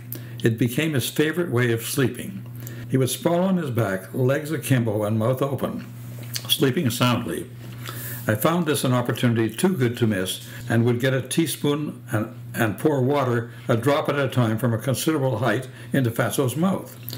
The first few times he would splutter and go back to sleep, but eventually he would decide the situation was becoming entirely too damp and would get up and resume his sleep somewhere else. Soapy surprise. We didn't have electricity on the farm, so once when there was a bit of money, Dad got Mom a gasoline-powered washing machine. The machine was an innovation at the time when most women, yes women, still used a tub and washboard to do the washing. Mom's machine, in contrast, had an agitator and a wringer with 2 rollers for squeezing the water out of the clothes before she hung them out to dry. The machine used to sit in a corner of the kitchen by the window looking out in the direction of the barn. There was usually a pile of clothes on top. The point of telling you all this is that the washing machine was the ideal vantage point for a fat, lazy tomcat who preferred to watch birds instead of going to the effort of chasing them. Fatso would jump up onto the washing machine, lie on his stomach on the pile of clothes with his front paws on the wringer, and look out the window. Whenever he saw birds, he would twitch his tail and growl in a semi-vigorous way. The birds weren't worried. Mom always did the washing on Mondays. This involved pulling the machine away from the window, filling it with water heated on the stove, putting in the soap, and starting the Briggs & Stratton engine, to which would be attached a flexible pipe to carry the exhaust fumes out through the door. She would start early in the morning and do several loads of washing before lunch, so the clothes would be hung out to dry on the clothesline in the afternoon. So Mondays were not good days for Fatso, because he would be deprived of his favorite perch for the whole morning. Very inconvenient. One Monday, however, Mom was running late and wasn't able to do the last load before she had to stop to feed the men who would be coming in for lunch at noon. She had the hot, soapy water in the washer, but had not yet put in the clothes to be washed. She hastily pushed the machine back into its usual corner by the window and set about getting lunch. Fatso, delighted to see that order had been restored to his world, jumped up to take his accustomed place looking out of the window. Too late, he realized that not only was the pile of clothes not there, but neither was the lid. Into the hot, soapy water he went, and very quickly, and with a lot of loud yowling, back out of the hot, soapy water he scrambled. He ran, still yowling, under the wood stove, where he spent the rest of the afternoon glowering balefully at Mom, convinced she had done it on purpose. The curling pioneer. I began curling as a young boy on natural ice in a single-sheet rink in Encliffe, Manitoba. It was a very primitive building. Any more primitive, and we would have been outdoors sliding tin cans up and down the river ice as they did in the 19th century. As it was, the walls were single-ply shiplap, a common cedar siding at the time, where daylight shone and the wind blew through the cracks and knotholes. The roof consisted of cedar shingles nailed onto roofing boards. The points of the nails protruded through the roofing boards. The importance of this seemingly insignificant point will be apparent later. Manitoba winters are severe, and even more so in those days, with temperatures ranging from nearly -50 Fahrenheit all the way up to the January thaw that invariably happened at bonspiel time. At temperatures of -30 or lower, ice crystals would form in the air above the ice in the rink, often making it difficult to see the other end of the rink, let alone the skip and broom. The result was a lot of shouting about where and how hard to throw the rock. Judging weight, how hard to throw the rock, was a challenge because at very cold temperatures the ice would become very slow. The ice got keener as it warmed up, but began to slow down again if it got so warm that the surface began to soften. Another problem resulted from the curlers being willing, even anxious, to sweep hard in an effort to keep warm. They did a lot of heavy breathing as a result, and this warm, moist air would rise to the roof and freeze on the nails protruding through. Then along would come the January thaw, when all the frost on the nails would melt, drip down and freeze in little mounds on the ice below. It would then be anybody's guess as to where a rock thrown over this very uneven surface would end up. Finally, if the thaw was bad enough, or as the spring approached, puddles would form on the ice. This also made it extremely difficult to throw a rock hard enough to reach the other end. Sometimes there was even a rooster tail of water rising up behind a hard-thrown rock. Curling on natural ice in a minimal building in Manitoba in those days was a challenge. Skier on a rope. I've always had good balance. For example, I have always found water skiing easy. Perhaps my attempts to snow ski behind various horse-drawn conveyances on the farm are part of the reason. When I was about 10, I was given a pair of 3-foot-long wooden skis. The skis had only toe straps, not harnesses, which meant that controlling those skis was more of a theoretical concept than something you could actually do. Long before I heard the term downhill skiing, I tried skiing down a hill. The most one could hope for was to ski down the slope in a straight line. There was no possibility of snow plowing or traversing or even being able to steer to avoid crashing into trees and bushes. Downhill skiing on a pair of 3-foot skis with only toe straps was not a raging success. I didn't give up on challenges easily, but even I had to admit that this sort of skiing had little future. I had more success skiing at the end of a rope pulled by a horse-drawn conveyance, although success may be putting it too positively. Sometimes my father would let me ski behind whatever conveyance he was going to use to go to the village, to the neighbors, to another farm, or for a load of straw. I would tie a rope on the back of the conveyance, put on my skis, and get pulled along behind. Sounds simple, right? Not exactly. Even though the horses would only be walking, it was a considerable challenge to keep from falling. Tying the rope on the conveyance was the easy part.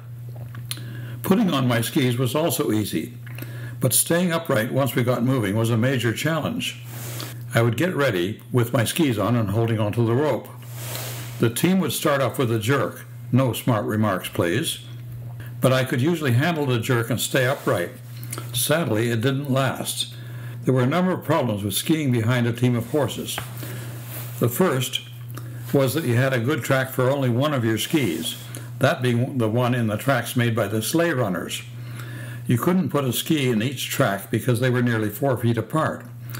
Thus, one ski had to ride on the higher snow of the middle section between the tracks or on the virgin snow outside the track. The result was that the ski in the sleigh track had to be the dominant ski, the other being the subdominant ski. You had to balance mainly on the dominant ski. The 1 foot up, 1 foot down stance was rather unstable to begin with. The middle section tended to be quite rough, chopped up by the horse's feet. But the snow on either side of the track was often worse. Sometimes the ski riding on the outside track would encounter a very deep cut where the track led through a high snowbank. It should be noted that having one ski down in the sleigh track and the other ski up around your ears is a recipe for falling, which I did, often. The outside ski could also encounter fluffy snow, wherein you would find yourself with the subdominant ski traveling along out of sight in the fluffy snow. Did I mention that those skis had only toe straps? Steering them was bad enough when you could keep your eye on them. It was impossible when you couldn't see one of them at all. There were other hazards, for example, bushes that suddenly appeared and decided to hold one of your skis back, leading to yet another fall. Another problem was that your forward view went only as far as the back of the sleigh, meaning that things on the trail could surprise you. For example, fresh horse turds. I expect that relatively few of my readers have had the experience of trying to ski at the end of a rope using 3-foot skis equipped only with toe straps while dealing with fresh steaming horse turds suddenly appearing on your track. Horse turds, especially fresh ones, tend to be much stickier than the icy track you had been skiing on a second before, with your dominant ski no less. Like as not, you would go arse over tea kettle while trying to ski over the fresh horse turds. Fortunately, you tended to fall forward, usually not on the aforementioned fresh horse turds. But I haven't told you the worst part. Trying to get back up on the skis once you had fallen. Here's how that part worked. 1, you fell. 2, the sleigh kept going. 3, you picked yourself up, picked up your skis, raced up to the back of the sleigh. 4, you squatted down and tried to put your skis on again before the end of the rope went by. 5, if it went by before you could grab it, you repeated steps 3 and 4. 6, if you managed to grab it, the quick jerk as the rope tightened was very likely to upset you again, in which case you repeated steps 3 and 4. 7, if you managed to grab the end of the rope and not fall, you kept going until you fell, after which you repeated steps 3 and 4 yet again. But the thing is, despite myriad difficulties, I managed to stay upright quite a bit of the time. It took a huge amount of effort for just a little bit of skiing time, but I really enjoyed the bit of success I had. Then years later, I was introduced to water skiing. I was shown how to put the skis on, hold the rope, and lie back in the water with the ski tips up, waiting for the boat to start pulling. I got up first time, skied around the lake, crossed the wake a couple of times, and coasted back to the beach saying, "Well, there's not much to that." I must admit that I never tried any stunts such as jumping or skiing on one ski, but I certainly didn't find ordinary water skiing nearly as exciting or challenging as skiing behind a team of horses back on the farm, steaming horse turds or no steaming horse turds. Snow barrel. We used 4 kinds of water on the farm and had to keep track of what was used for what. We had well water, slough water, drinking water, and soft water. The water in the well in the barnyard was incredibly hard, barely suitable for watering livestock. If the livestock had an alternative, they would avoid the well water and walk to the nearest slough instead. If they were confined to the barn, they would drink the well water rather than go thirsty. Humans could not drink the well water or use it for hand or clothes washing. If your objective was to produce soap scum, all you had to do was try washing your hands in the water from that well. This would add soap scum to the dirt already on your hands or clothes. Even the detergents of today would not have worked very well in that water. Hard water is usually the result of the presence of calcium and magnesium ions in the water. Usually this is because the water has picked up the minerals as it passed through the rock below ground. We hauled our drinking water from the spring a mile away. It came from a well dug to tap a spring that was part of the source of Thunder Creek, referred to elsewhere in these pages. Our soft water, used for bathing or washing clothes, came from melted snow in the winter and from collecting rain or slough water in summer. A 45-gallon steel barrel with the lid cut off sat in the corner of the kitchen by the washing machine. It was kept filled with soft water. Once I was old enough, one of my jobs was to keep that barrel filled. In summer, I would carry pails of water from the outside rain barrel or from the nearest slough. In winter, I would fill the barrel with snow, which would then melt, giving us the soft water we needed. Carrying 2 pails full of water from a slough 500 feet away took a considerable effort. However, it was even harder in winter because it took many more loads of snow to fill the barrel with water for wash days, or to bring its level back up to full after wash days or other heavy use times. I would get the galvanized wash tub, find a clean bank of snow as close to the house as possible, fill the wash tub, carry it into the house, and dump it into the barrel. The snow would gradually warm up and begin to settle in the barrel, at which point I would bring in more snow. Snow converts to water at a ratio of about 10 to 1, so filling the 3-foot-high barrel with snow resulted in only 4 to 5 inches of water in the bottom of the barrel after it melted. It took many tubs of snow before the barrel was full again. The barrel would then need only the odd top-up during the week until after the next Monday wash day, when I again had to start my big refill job with many loads of snow. The soft water barrel was a lot of work, but it was also a lot of fun. It gave my sister and me a chance to play in snow indoors. We would pretend that the mound of snow piled above the rim of the barrel was a mountain. As the snow began to soften from the heat of the kitchen, we would begin to build roads and tunnels in our mountain where our toy cars and trucks and other toys could be part of whatever game we devised. We would have great fun with our mountain until it was nothing but an island of wet snow floating on the water, after which it would disappear altogether. But there wouldn't be long to wait to resume our game, because in a day or so I would have to bring in more snow and we would have another mountain to play with. The old trunk. I have an old wooden trunk that was made for William Evraw, my maternal grandfather, before he came to Canada. In the shottle, the little built-in box inside the trunk, are some yellowed, typewritten pages dated July 8, 1944. and held together with a straight pen. The letter was written to my mother when my grandfather passed the trunk along to her. It is reproduced below. But first I should say something about my Grandpa Evraw. He was born in Caithness, Scotland in 1865. In 1882, at age 17, he had to take over management of the sizable family farm when his father became ill. 2 years later, after his father died, it was decided that Grandpa Evraw, his mother, 2 older sisters, and 3 younger brothers would emigrate to Canada. Eventually, in 1888, he took up a homestead near Isabella, Manitoba, where he farmed until his death in 1947. Although he had only 4 years of formal education, William Evraw was a leader in Manitoba's education system over the years. He was trustee of his local school district, was a member of the Manitoba School Trustees Association for 25 years, serving as vice president and president of the Dominion School Trustees Association, leader of the Minneota Municipal School Board, which became a model for rural school consolidation in Manitoba, member of the advisory board of the Provincial Department of Education for 13 years, member of the University of Manitoba Board of Governors for 5 years, and finally, recipient of an honorary degree from the U of M in 1942.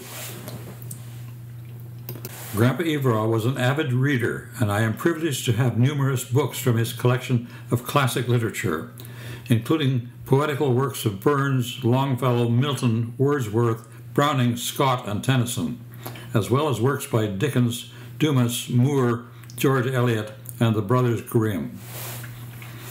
He bought them from second-hand bookstores during his many trips to Winnipeg in the early years of the 20th century. It is amazing to me that with so little formal education himself, he became such a leader in his community and more generally in the education system in Manitoba. Although many people of that era were not able to get much formal education, the smart and creative ones, like my Grandpa Evraw, accomplished a great deal. I am humbled by his legacy. Here is his letter to my mother about the old trunk, reproduced exactly as he typed it. Isabella, July 8, 1944. This is the story of an old trunk. When your mother suggested the other day that you take the old trunk home and asked me about it, I immediately consented without giving it any further thought. Then you and her took the contents out and carried it to the stable. Then I noticed the lid had shrunk, leaving a crackle down the center. So I set to work to repair this. I took part of the cover off and straightened the outer edge with the plane, then put my clamp on it and drew it together and made a new piece for the outside. All this began to awaken memories. When I was in my middle teens, my father took sick and became helpless. Being the oldest boy at home, it fell to me to take over the management of this fairly large farm. I soon got all kinds of help and advice from well-meaning neighbors, but I soon discovered that I could get along much better without them. My father was always closely connected with the best businessmen in the country, and of course I now had to meet them too. Being so very young, they did not pay much attention to what I had to say, but some of them could see a little further than others and began to sit up and take notice. And it was not long before I was accepted as one of themselves. Then the crisis came. Father died, and Mother and the rest of the family had fully made up their minds to emigrate to Canada. This I did not want to do. Yes, anywhere but North America. But of course I had to go and get the rest settled, then I would be free to go where I liked. Now, if one is going to go on a long journey, you must make some preparation for it. Uncle Jim was already in Canada, and there was my 2 sisters older than myself, and Dawn and David and Peter younger. We then had to have some means of packing what we intended to taking with us. So I went to the foreman in a carpenter shop, who was a very fine mechanic, and ordered 4 of these trunks.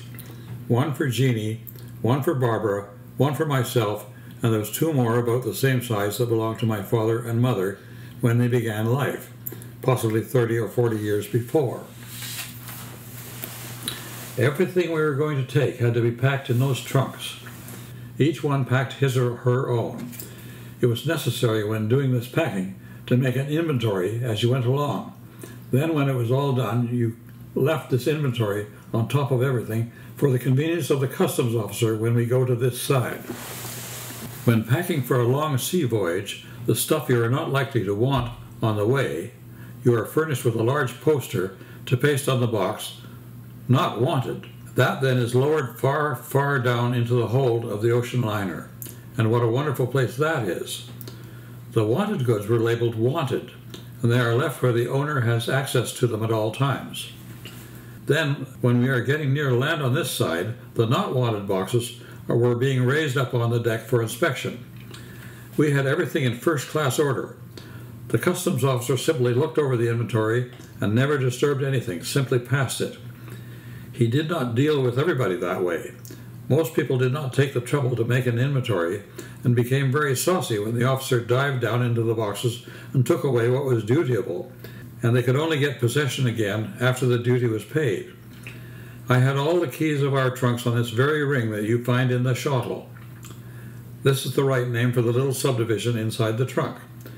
This was my first experience with Canada's system of protection. We had now reached land and was bound for a point about 40 miles above Montreal. We got up there on a fine summer evening, and the train crew was going to be exceptionally good to us, as it was not unlike our present Isabella train of 1944. We stopped it out in the field as near to where we were going as possible. Just then a man drove across the railway with a horse and buggy. He turned down to see what the fuss was about and why the train had stopped out here in the field. Who was the man in the buggy but my brother Jim? He had been to the P.O. to see if there was any word of our ship. Soon teams were on hand to move the goods to the farm where Jim was working and where we stayed for the night. The next day we moved to the house that Jim had waiting for us. A day or two later I took a job on a farm down near Howick. It happened that just the next town above this was Huntington, where Mrs. Ross came from, and Howick was the place he went to preach after leaving Isabella. Once when in the east I called him up from Montreal, and although it was only 30 or 40 miles away, I could not take the time to visit them. But back to my trunk again.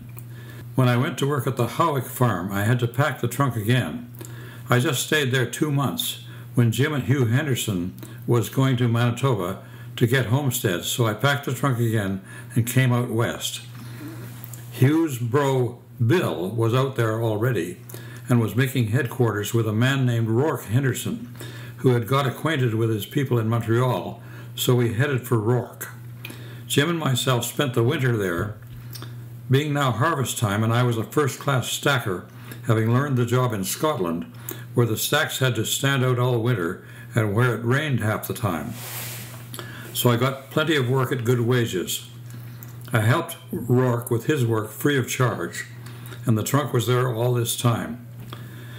Now Jim had taken a homestead, the place Ben Wyatt now owns. I broke the first land on that farm with a yoke of oxen. So you see, I did not have to go to university to take my languages. While at Rourke's place, we spent some of the time building Jim's house. It was a long, cold walk, and we were living west of where Finkbinders are now, but we kept on, and now it was nearing another spring, and the people would be moving out from Quebec. They got here before we had the house quite finished, and we had to pile the trunks on top of each other, forming a stair, which we had to use for this purpose for some weeks until we could get material for the stairs. There was an open quarter section just east of Jim's place, the place Fred Norton afterwards took, but I would not take it. I said if the Canadian government could not give me a better place than that, they could keep that with the rest. So I went away to the States and stayed there for a whole year. But I did not take my trunk along that time. I stayed where my mother was. Then I came back and took the present homestead where you were born. I hauled all the lumber for my first house from the Bend at one load, and it was not a very big load at that. So the trunk was packed again. Then some years later, after I had built the present house on the farm, I packed it again and took it upstairs and wondered if I would ever pack it again. The last move was in here where you found it. It's just 60 years this spring since it was made. Now I'm sure I will never pack it again. You may remember your old dad sometimes when you go rummaging in it. I found the lock was off and out of order, but it and the key was still lying in the shottle, so I took it apart and cleaned and oiled it. It had the dust and lint of 60 years in it, so it took some cleaning, filing, and oiling. I've put it on again, and now you can keep all your love letters under lock and key where your husband cannot have access to them. So this is the story of the old trunk. Your old dad. Water at 90 feet. Grandpa Evraw told of digging a well in their farmyard at Isabella, Manitoba. I think they just chose the place where they wanted a well and started digging. They rigged up a bucket and pulley system. The diggers at the bottom would fill the bucket and a team of horses would pull it on a rope over the pulley to be emptied and lowered again for the next bucketful. Safety concerns would dictate that wooden cribbing would be built and lowered into place to secure the newly dug walls of the well as the digging proceeded. I don't know for sure that this was done, but knowing how well the Evraw farm was run, I expect it was. Many farmers died from the collapse of unprotected walls of a well they were digging.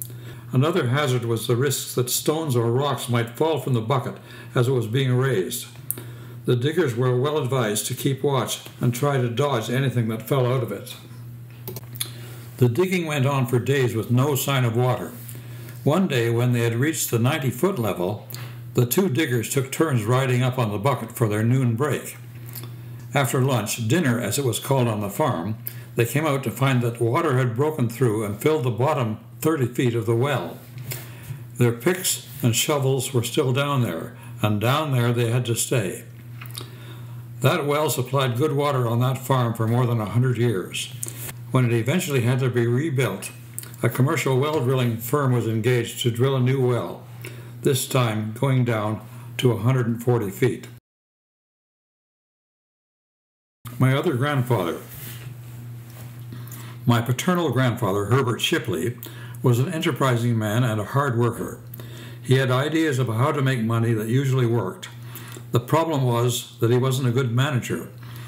He would get a new enterprise going, make money, mismanage the enterprise, and go broke yet again. At times, his family, my father and grandmother, were treated to midnight moves to keep ahead of the bailiff. On one such occasion, they even had to assume a new name. Thus my father, at the tender age of 6, had to go to school and say that his name was Hooper, not Shipley. Plus, he had to do so at a tough school in Liverpool, where he stuck out like a sore thumb. His mother insisted on dressing him in a suit jacket, white frilly shirt, short pants with long stockings, and fancy buckled shoes. The tough Liverpool kids quickly reduced young Hooper's finery to a shambles day after day. My grandfather began yet another new enterprise in Liverpool. He started a dray business and immediately won a contract to haul goods to a ship due to depart Liverpool in a few days. He drove one dray himself and engaged a second one in order to handle the volume of business. Their work went well. They had just enough time to make their final trip before the ship was due to depart on the high tide to complete their contract and get well paid for their good work. Their route took them along a single-lane road, but there was a problem. An English nobleman was shooting pheasants in the field, and his carriage was parked in the middle of the narrow road. It was not possible for the heavily loaded drays to pass on the soft shoulder of the road, so Grandpa asked the driver to move the carriage to let them by. The driver checked with the laird, who said no. The two loaded drays were thus forced to wait for 4 hours. While they sat there, the ship sailed and they failed to complete the contract. Grandpa went broke yet again and said, "That's it for me for England." He left for Canada, never to look back and never to see England again. Summer underwear. My friend Clyde Sanger, while doing a genealogy search, discovered the story of Amelia Shipley, who married a Bishop Reginald Heber, who died tragically in his bath at Calcutta at age 43 from an apoplectic attack. When Clyde emailed me about this, it triggered some memories of my paternal grandfather, Herbert Shipley. I had never heard of Amelia Shipley, but I thought she could very well be an ancestor of mine, because my grandfather Shipley was highly suspicious of bathing. He believed that bathing too frequently, that is more than 3 times a year, sapped one's strength. I don't remember him worrying about the potential danger of dying from apoplexy while in the bath, but perhaps he forgot to mention it. He also believed in wearing long woolen underwear year-round, including in the heat of summer, being of the view that the underwear absorbed the sweat, thus keeping him cooler in the heat. This approach had a particularly dramatic effect during sheep shearing time, when Grandpa would remove his shirt, thus putting his underwear uppers in contact with sheep after sheep as he sheared them. The result was that his underwear uppers became coated with a rich mixture of lanolin, dirt, sweat, and sheep manure. This didn't disturb him at all. In fact, at the end of a day's shearing, he would simply put his shirt back on and head to the house for supper and bed. Putting it as delicately as possible, it could be said that Grandpa blended in nicely in the barnyard, but not quite so well in the house. My mother would confront him at the door and insist on him going to the shed for a change of clothing and a bath before he would be allowed into the house. He was quite deaf, so this negotiation involved a lot of shouting. It was not an angry exchange. My mother was simply being firm. My grandfather, a mild-mannered man who was very fond of my mother, could be heard on his way to the shed muttering that all this bathing would be the death of him. I might mention that Grandpa Shipley lived with us on the farm, while Grandma Shipley lived 12 miles away in the town of Russell, Manitoba. I always thought they lived apart because Grandma hated the farm, but it may have been that she didn't think Grandpa blended in very well in her house either. I am grateful to Clyde for telling me about Amelia Shipley. Hell all. My grandfather Shipley did not have a strong English accent, but both he and my father had a tendency to add the letter H where there shouldn't be one and subtract it from where there should be one. We had a neighbor down the road from our farm whose last name was Hall, but who was known only by the initial of his first name, which was L. My grandfather called him Hell All, and couldn't figure out why the Canadian-born members of the family found it so funny whenever he mentioned our neighbor's name. Priscilla Evraw. I realized that my maternal grandmother, Priscilla Evraw, was just as exceptional in her own way as was her husband, Grandpa William Evraw. She had 4 children, William, or Bill, Jessie, Charlie, who died in a horse riding accident, and Edna, my mother, who often mentioned the tragic death of her beloved brother Charlie.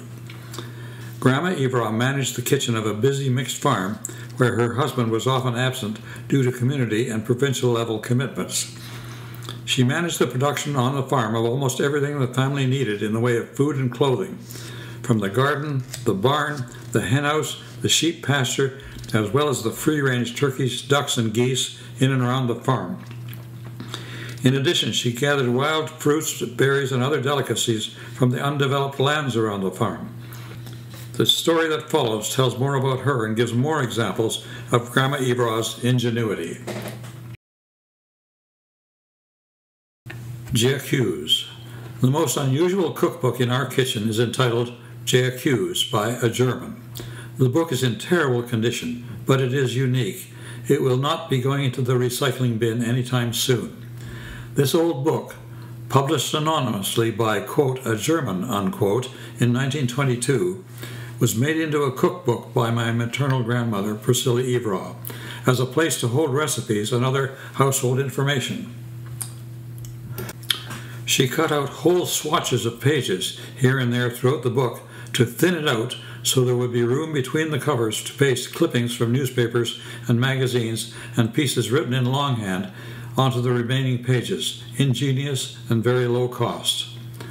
My grandmother Evraw was a pioneer woman for whom making do was a way of life. Money was always in short supply, but creativity wasn't. She was a homemaker who moved west from Ontario with her family in 1880 when she was about 14. My grandfather, William Evraw, saw her riding a horse with her long black hair streaming out behind her and immediately set his cap for her, as the saying was back then. She married him and went to live on the farm he had homesteaded in 1888. She kept a comfortable home and set a bountiful table, based almost entirely on the resources of the farm, available free of charge except for the labor involved. I remember her as a warm and cheerful person who always made me feel welcome. The cookbook is just one small example of how she organized her life so well and kept her expenses low. Here are a few sample entries from the cookbook. Mrs. Marin's shortbread, 1 cup butter, 1 cup lard, 1 cup icing sugar, flour to knead. When cream sours, sour cream in the pantry is no cause for regret, for certain dishes can never be brought to perfection without it. Any amount from a few spoonfuls to a pint can be utilized to advantage in one of the good dishes that follow. One should bear in mind, however, that the quantity of soda must be regulated according to the sourness of the cream. 1 scant level teaspoon to a pint of cream is the average proportion. Preeminently good is the sour cream cornbread. Tomato sauce for keeping. Egg pickle.